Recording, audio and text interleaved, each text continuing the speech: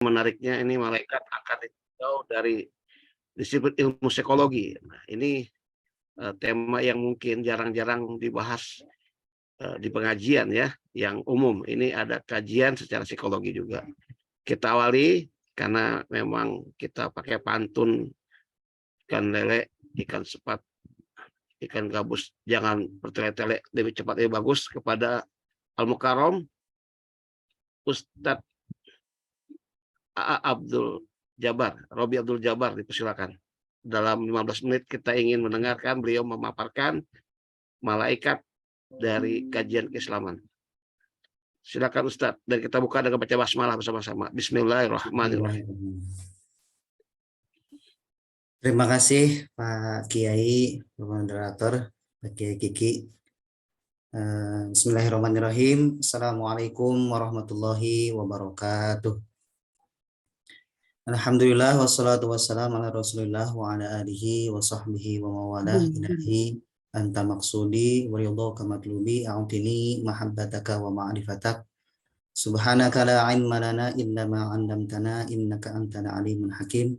Shadaqallahu alazim. Kemarin lebih pintar. Alhamdulillah, puji serta syukur marilah kita panjatkan kehadirat Allah Subhanahu wa taala yang telah memberikan kepada kita beribu-ribu nikmat, khususnya nikmat iman, Islam dan juga ihsan.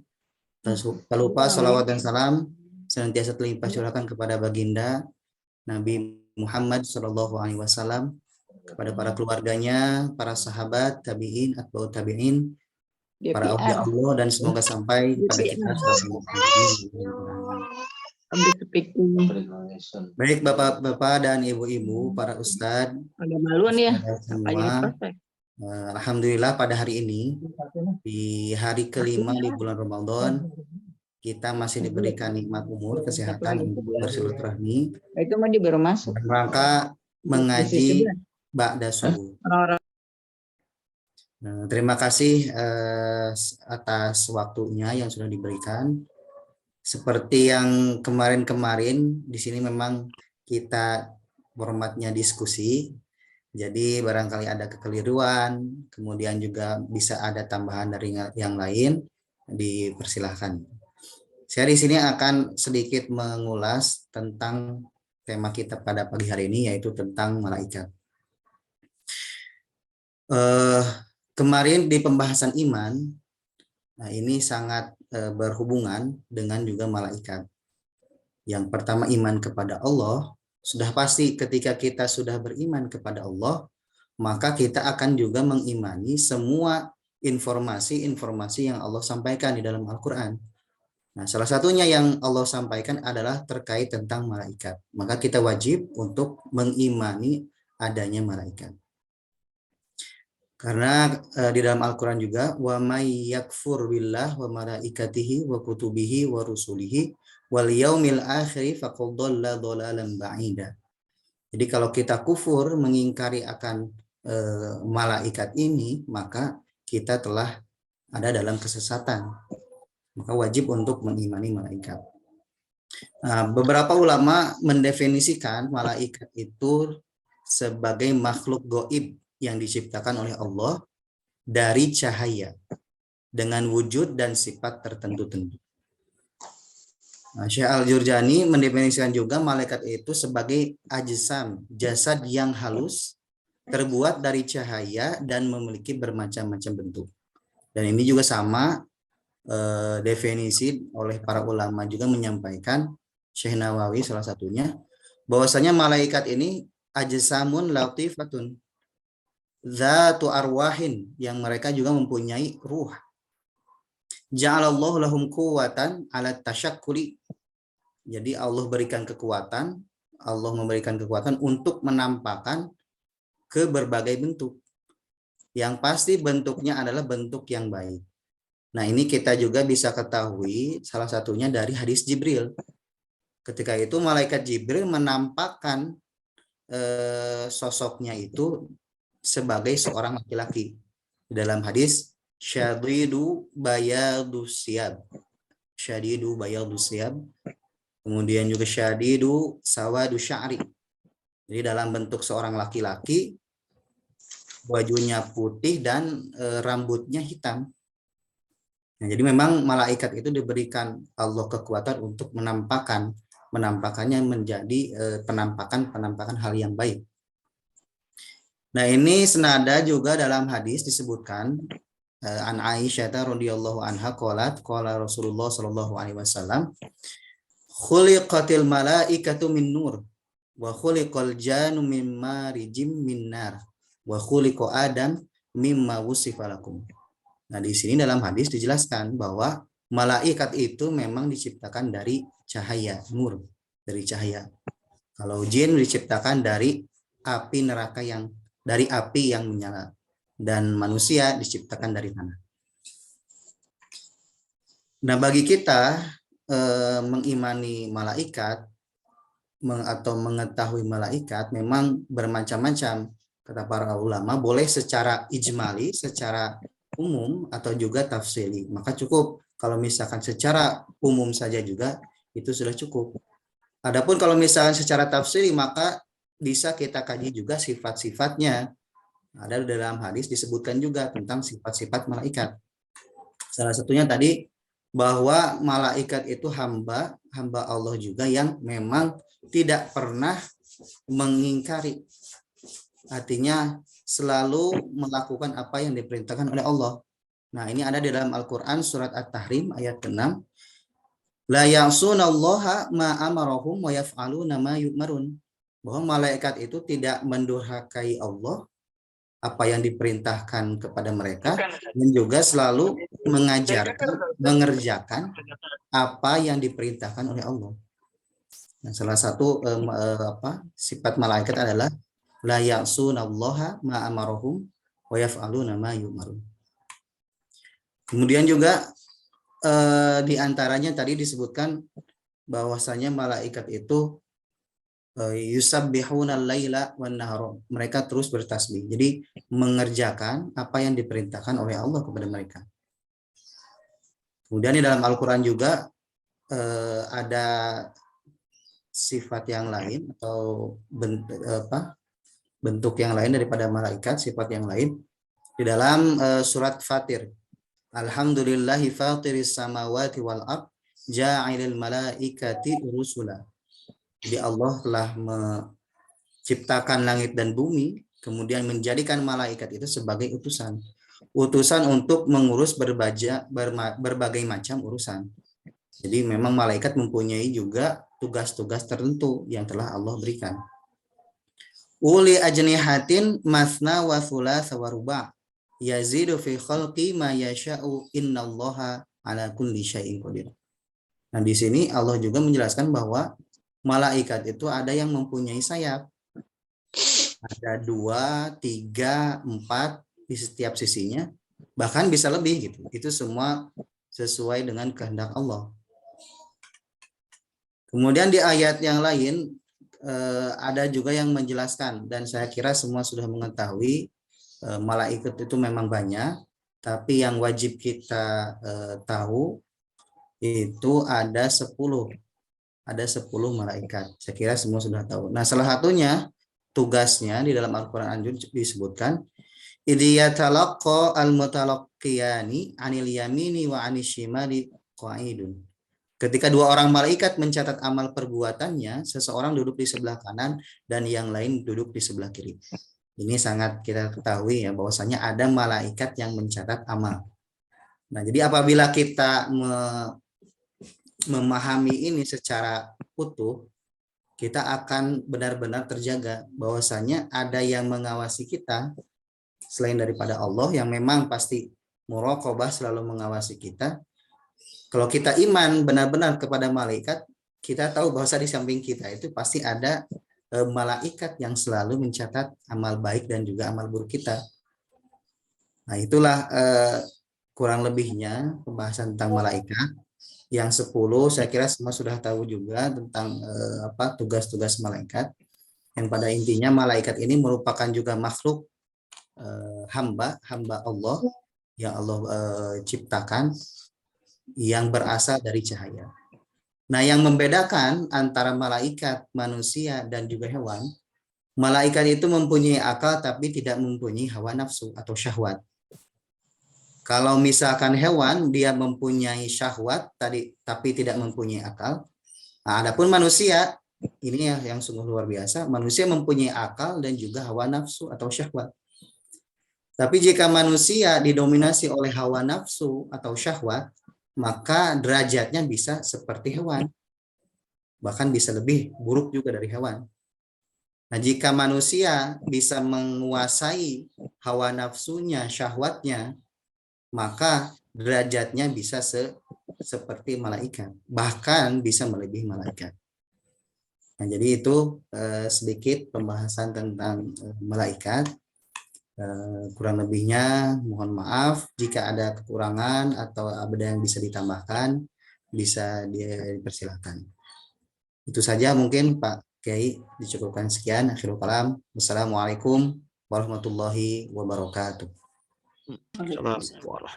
Ya, ini penjelasannya sudah memberikan umpan kepada kita untuk nanti kita diskusikan.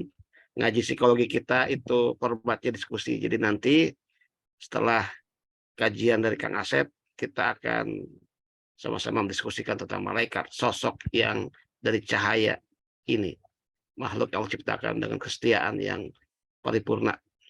Kepada Ustadz kita, Kang Asep Harulgani, silakan untuk memberikan penjelasannya, mengulas malaikat dari disiplin ilmu psikologi. Ini seperti apa ini? Ini menarik kalau kita ingin dengarkan juga. Silakan, Ustadz. Sesuai dengan apa yang kita pandang secara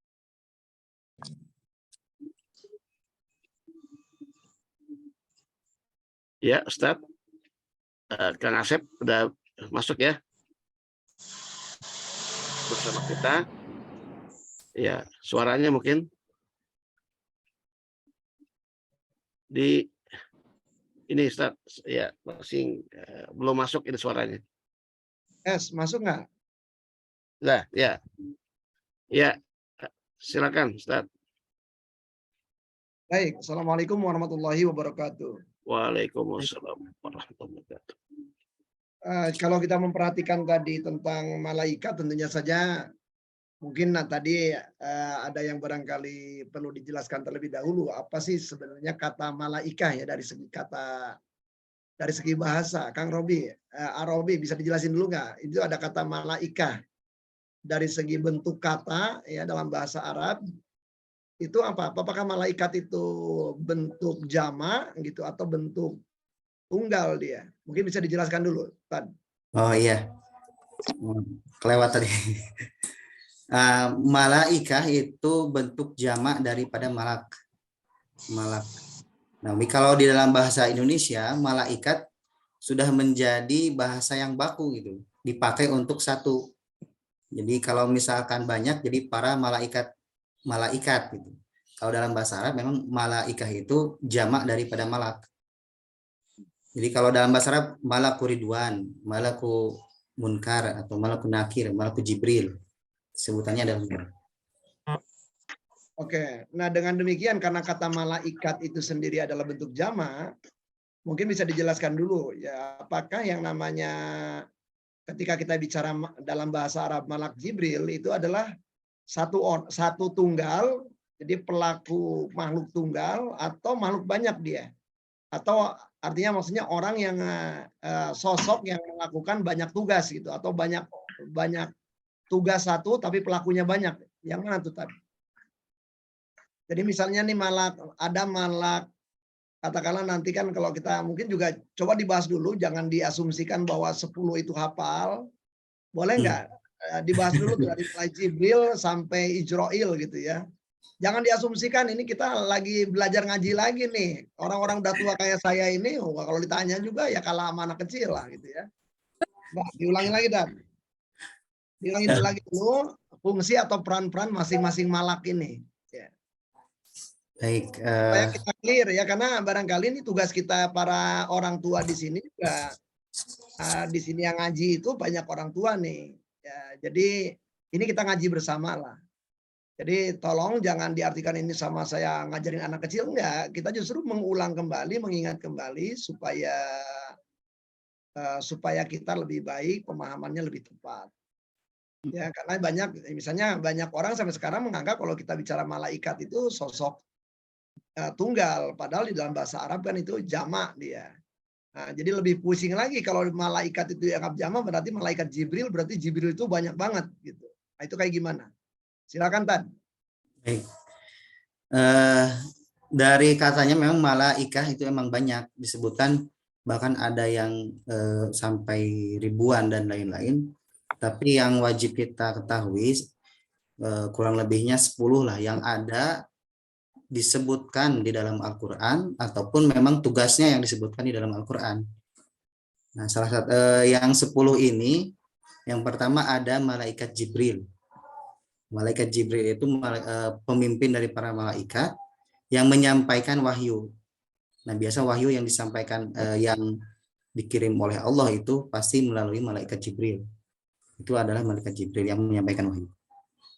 Kemudian juga ada malaikat Mikail. Kalau malaikat Mikail itu mendistribusikan rezeki, mendistribusikan rezeki. Jadi rezeki yang diterima oleh semua makhluk ini tugasnya adalah dari malaikat Mikail. Jika nanti ada yang kurang atau ini bisa ditambahkan saja ya. Saya ingin menyampaikan secara singkat saja. Kemudian juga ada malaikat Israfil. Kalau malaikat Israfil adalah yang mempunyai tugas untuk meniup sangkakala yang nanti pada hari akhir itu akan ditiupkan oleh malaikat Israfil. Kemudian ada juga malaikat Israel. Itu yang mempunyai tugas untuk mencabut nyawa. Kemudian malaikat Munkar dan Nakir, yaitu yang memeriksa amal manusia di alam barzakh. Ketika di alam barzakh yang akan menanyai manusia itu adalah malaikat Munkar dan Nakir. Kemudian ada juga malaikat Raqibun Atid. Raqib Atid itu malaikat yang mencatat amal baik dan juga amal buruk. Kemudian ada malaikat Malik dan juga malaikat Ridwan. Malik itu adalah penjaga di pintu neraka dan Ridwan adalah penjaga di pintu surga. Jadi memang banyak malaikat itu, tapi beberapa yang Allah sebutkan gitu di dalam Al-Quran itu yang kita ketahui. Ada juga yang disebutkan tugasnya juga. Nah, itulah ya beberapa malaikat yang memang harus kita ketahui. Adapun jumlahnya, banyak keterangan juga yang menyebutkan kalau nggak salah di dalam hadis itu sampai ke ribuan juga. Dan bentuknya juga kadang ada yang besar, tidak bisa kita ini seperti manusia gitu. Jadi memang makhluk yang gaib, yang terbuat dari cahaya. Jadi bentuknya itu bisa berbeda-beda. Kurang lebih itu 10 malaikat yang memang harus kita ketahui. Kembali nih, karena kembali ke bahasa, apakah yang dimaksud dengan seperti tadi malaikat Munkar dan Nakir, ya kan? Yang meninggalkan banyak tuh, ya kan? Yang meninggalkan banyak. Apakah satu sosok berada di beberapa tempat atau tadi Munkar dan Nakir itu nama peran gitu? Kalau kayak kita mau jadi manajer gitu ya, manajer wawancara ya, manajernya banyak gitu. Tugasnya itu gitu. Atau satu sosok nih. Karena dalam bahasa Arab malaikah itu artinya berarti malak-malak. Jadi misalnya malaikat apakah secara kebahasaan itu bermakna malaikat Ridwan itu misalnya ya surga itu, apalagi di dalam beberapa hadis dinyatakan pintu surga itu banyak. Ya. Berarti di situ ada malak gitu. Cuman malak itu namanya Ridwan gitu ya. Jadi Ridwan itu adalah bukan nama orang, nama sosok gitu ya. Seperti Asep, Robi, Ya, Kiki gitu ya. Tetapi itu nama fungsi. Yang mana nih Kang? Kalau yang saya pahami setelah ada beberapa yang beda pendapat. Salah satunya contohnya misalkan itu nama itu seperti lebih ke peran atau tugas. Jadi kayak misalkan di dalam tafsir Al-Misbah kalau nggak salah Pak Quraisy Shihab itu Raqib Atid berbeda pandangan, itu bukan nama itu, jadi peran, lebih ke peran. Raqib itu kan pengawas. Jadi seolah itu nama peran, bukan nama sosok malaikatnya gitu. Bukan nama identitas ya, bukan nama identitas. Bukan nama identitas. Ya, kenapa ini menjadi penting? Karena anak-anak zaman sekarang lebih kritis dia. Waduh, hebat banget tuh. Misalnya yang meninggal di setiap hari aja lebih jutaan. Berarti itu para malah satu sosok berada di beberapa tempat. Susah juga tuh jawabnya kan gitu. Karena memang di kita selama ini, katakanlah di pelajaran-pelajaran agama Islam di SD pun, malaikat itu lebih dianggap sebagai nama identitas ketimbang nama peran. Ya. Baik. Nah, jadi karena tadi kan pintu surga tuh macam-macam itu. Kalau di dalam alat Quran juga orang bisa masuk pintu surga dari ragam pintu. Berarti apakah maliknya malaikat Ridwan itunya banyak gitu, satu Ridwan itu dia di beberapa tempat sekaligus gitu kan, atau tadi ya mungkin namanya bisa Asep, bisa Abdul, bisa ini tapi perannya itu Ridwan gitu. Baik. Oke, turun dulu Kang, karena itu barangkali adalah hal yang paling mendasar ya, karena tadi kata dasarnya kan malak tadi. Nah, malak itu sendiri dari bahasa Arab artinya apa, Kang? Betul.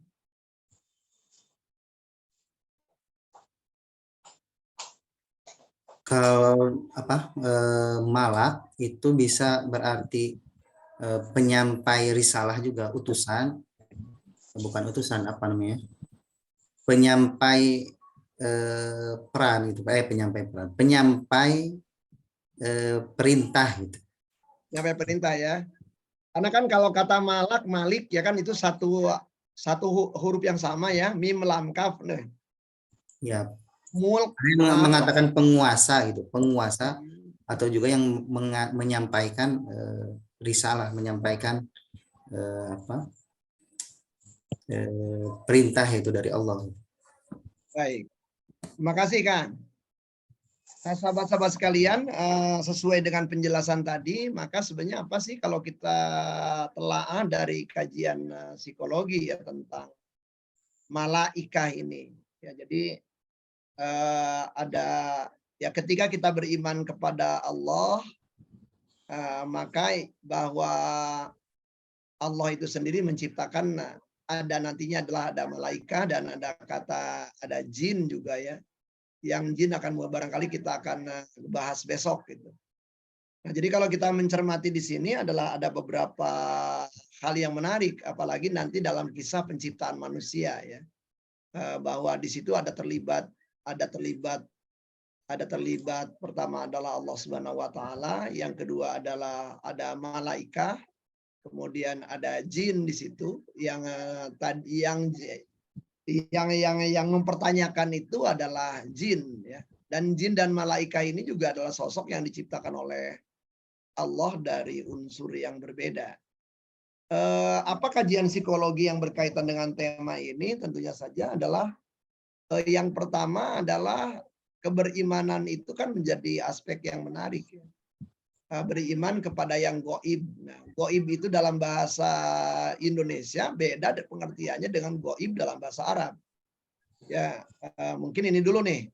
Karena kalau goib dalam bahasa Indonesia itu artinya itu adalah pokoknya sesuatu yang tidak ada. Yang tidak ada. Yang kasat mata. Nah, sementara dalam bahasa Arab goib itu pengertiannya nggak begitu. Nah, ini kita coba tanya dulu nih sama orang yang nyantri di Kairo. Goib itu kalau dalam bahasa Arab itu apa sih Kang goib itu? Kan ini makhluk-makhluk goib nih. Goib itu apa? Gitu. Kalau dalam bahasa Arab itu artinya apa? Karena bahasa Indonesia beda tuh mengartikannya goib itu. Ya, goib. Goib. Kalau orang-orang Arab di dalam orang-orang Kairo itu mengartikan goib itu dalam keseharian artinya apa itu? Goib sama tidak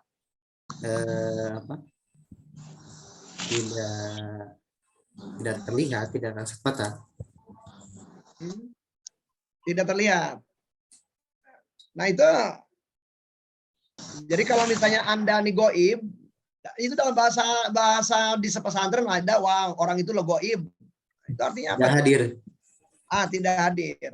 Artinya kan orangnya sendiri ada kan? Ada. Oh iya memang. Oke ya. Oke, jadi orangnya kan ada. Jadi ada tetapi barangkali tidak terindra ya, saat ini aja tidak terindra. Nah, jadi sahabat-sahabat sekalian, mungkin juga kita perlu melakukan pemahaman dulu gitu bahwa ya goib itu sama aja misalnya kadang-kala kalau saya ketemu dengan Anda secara tatap muka begini kan hadir gitu ya, ada kehadiran.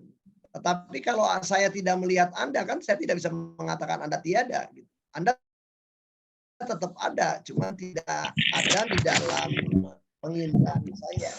Nah, ini yang barangkali mungkin perlu dipahami dulu. Jadi memperkenalkan kepada anak-anak tentang kata goib itu harus lebih awal ya. Kalau saya ngejelasin tentang malaikat itu nggak jauh-jauh dulu nih. Ibu kamu ada nggak hari ini? Ada. Mana? Ini di ruangan kita nggak ada. Ada Pak, kami yakin gitu. Nah, jadi dari situ dulu gitu. Kalau saya memperkenalkan tentang goib itu. Jadi goib itu adalah ada. Tapi pada saat ini adalah kamu, walaupun indera kamu sempurna, kamu tidak bisa mengindrainya. Kalau memperkenalkan ke anak-anak tuh begitu ya.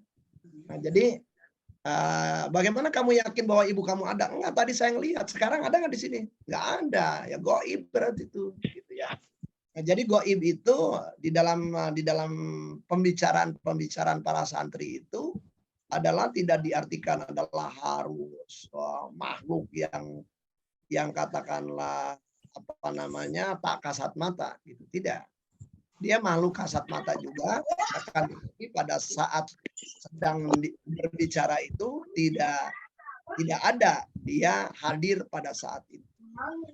Artinya sangat mungkin sejumlah para nabi itu diberikan oleh Allah gitu ya, seperti seluruh nabi itu diberikan oleh Allah, dimampukan oleh Allah untuk satu titik adalah bisa berjumpa, bisa dengan menyadari dengan seluruh indera ini.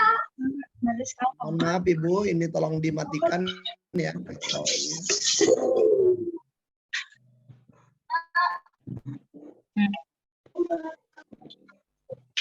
Oh itu. Kalau sampo sekali aja. Ya.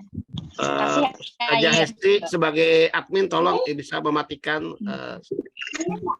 dari akun serta lain selain narasumber ya. Oke ya. Jadi ini yang barangkali tantangan bagi kita itu justru lebih ke mendidik ya, supaya anak-anak itu memahami pengertian gaib yang benar dulu. Jadi gaib itu bukan seakan-akan ini gitu ya. Yang kentara aja bisa goib gitu ya. Selama Anda tidak pada saat yang sedang berbicara adalah Anda tidak mengindra. Mengindra itu artinya Anda tidak bisa melihat, Anda tidak bisa meraba, Anda tidak bisa mencium gitu. Nah, bagi orang-orang yang mohon maaf tunanetra, mereka otomatis barangkali penginderaan secara mata tiada ya. Kalau saya ngobrol karena saya juga sering kali dulu ada kegiatan-kegiatan dengan tunanetra. Tetapi mereka mempunyai dinyatakan goib oleh mereka itu adalah kalau sesuatu mungkin tidak masuk ke dalam indera-indera yang lain. Terutama indera teraba, indera kemudian kinestetik gitu ya, indera rasa, indera penciuman, indera pengecapan. Nah, jadi goib itu dulu yang barangkali menjadi tantangan kita untuk mengartikan kata goib itu sesuai dengan cara berpikirnya orang Arab lah saya rasa. Karena ya memang Al-Quran itu diturunkan dalam bahasa Arab, mau tidak mau juga konteks Arab ini harus kita pahami. Kata goib. Yang kedua, nah kalau setelah itu anak-anak jadi paham. Oh, jadi ayah kamu ada. Saat ini ada di sini nggak ada. Berarti karena nggak ada di sini ayah kamu goib. Karena bagaimana kamu yakin? Saya yakin ayah saya ada. Nah gitu ya. Walaupun mungkin dia lagi ke pasar, lagi kemana. Nah artinya keyakinan itu kan kata yakin itu bisa jelas dari situ bahwa yakin ada padahal juga sulit untuk membuktikannya pada saat itu. Ya, karena berbagai macam keterbatasan gitu dalam melakukan pembuktian. Nah, jadi ada dan barangkali belum tentu bisa diindra oleh beberapa indera gitu ya. Nah, tetapi barangkali kita menikmati rasanya, menikmati hasil kerjanya, menikmati hasil karyanya, sehingga si anak-anak itu meyakini bahwa orang tuanya ada, bahwa ibunya ada. Nah, ini menjadi kata gaib itu sendiri menjadi tidak terlalu mistik gitu. Ya, tidak terlalu mistis gitu. Dipahami oleh anak-anak. Jadi saya rasa tantangan kita itu justru dalam dakwah itu adalah tidak mengajarkan agama itu dipahami oleh akal ya, oleh akal. Jadi kalau kita mengajarkan agama ke anak-anak ya dipahami oleh akal anak. Nah, karena banyak sampai detik ini juga di antara kita yang udah dewasa, udah tua juga tetap mempunyai pemahaman keberagamaan itu yang kadang-kala juga akalnya sendiri juga nggak bisa gitu menangkapnya. Nah, ini menjadi tantangan saya rasa khususnya di dalam pendidikan agama ya ketika kita mengimani gitu ya hal-hal yang gaib ya. Allah itu gaib gitu ya kan. Tapi gaib itu jangan diartikan tiada. Nah, selama ini gaib itu dalam bahasa Indonesia seakan-akan adalah tadi diartikannya tiada. Ya, padahal gaib itu sendiri ya ada gitu. Tapi tadi saat itu atau saat ini barangkali tidak tersentuh oleh panca indera kita. Ya. Karena barangkali juga ada keterbatasan dari panca indera kita.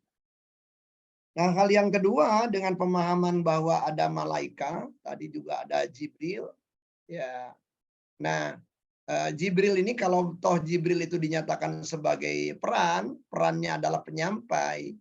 Nah, di dalam titik kecil dalam sejumlah hadis dinyatakan bahwa nama istilah yang disampaikan kepada Nabi adalah wahyu.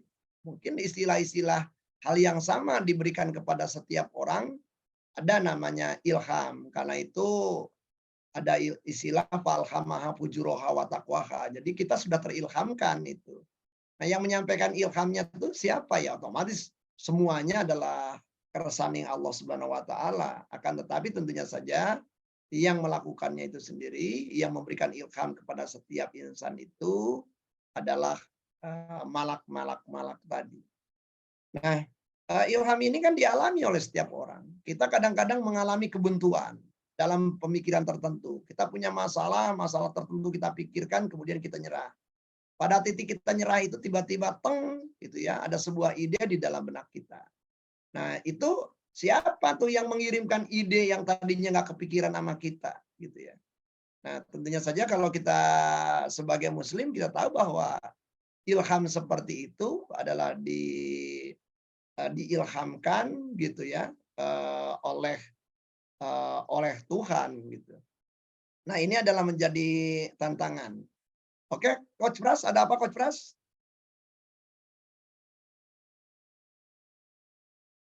Coach Pras nggak kedengeran Coach Pras.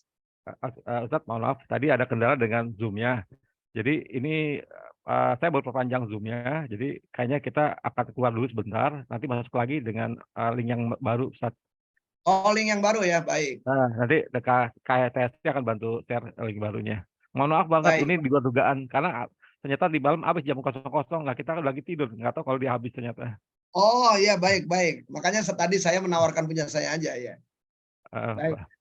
Terima kasih Coach. Baik. Oke teman-teman, kita leave dulu aja dari yang ini, kemudian kita masuk kembali ke link yang dikirimkan oleh THSD ya. Baik. Semuanya kalau bisa masuk komunitas Kopera, itu ada satu grup khusus yang memang isinya peserta